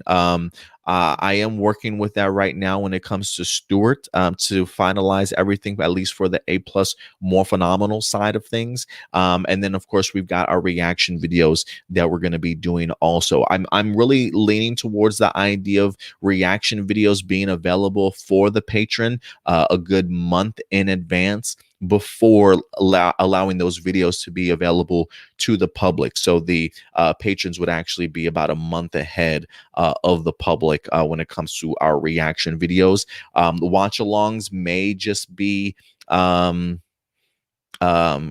patron exclusives. I'm not quite sure, but we are trying to formulate that stuff going forward, whether that be a $1 tier, $5 tier, $10 tier. We're all working on it, and we do have ourselves a Discord that we have in fact created, so we can go ahead and continue to grow our A+ Morphinominal community here, so that throughout the week, if you guys certainly want to talk about your Power Ranger topics, you guys would certainly have an area where we can all gather and certainly talk about those things certainly throughout the week. So we definitely do have a Discord community that we're going to be building as well. So the Patreon is in the works. It will be here before you certainly know it, guys. So definitely look forward to it here this upcoming December, because we need to make some money. And not only that, really the purpose of this Patreon will in fact be so that we can definitely grow the production value, start working on a better set, if you will, and really start pushing A+ Morphinominal to the moon, ladies and gentlemen. So we certainly hope we'll have your support continuing to go forward in the future. But in the meantime, guys, yes, I did. To answer your question, Johnny, yes, I did get to your questions on the Facebook page, so definitely go ahead and check those out whenever you get the chance to. I think your questions were actually the first questions that we answered at the top of our live viewer questions. So before we go, guys, again, if you do have any live viewer questions for us throughout the week, or something that you definitely want to have highlighted on next week's episode, again, submit them over to our email address at aplusmorphinominal@gmail.com. Again, aplusmorphinominal@gmail.com. And of course, if you love our channel, if you love our content, hit that subscribe button, ladies and gentlemen, along with that bell notification. Very important, so that when we do drop brand new videos, you will certainly be notified. And of course, if you want to follow us on social media, you can do so right here at A+ Opinions. Our main page will in fact be our Facebook page. That's our main hub. We're very active over on Twitter, so definitely follow us there, as well as Instagram and Twitch for you gamers also. But other than that, ladies and gentlemen, that will certainly do it for us here today. So definitely join us next weekend and throughout this week. And until next time, I'll definitely talk to you guys later. So do me a big favor, take care of yourselves, take care of each other, and keep it A+. May the power protect you, and I'll talk to you later. Bye.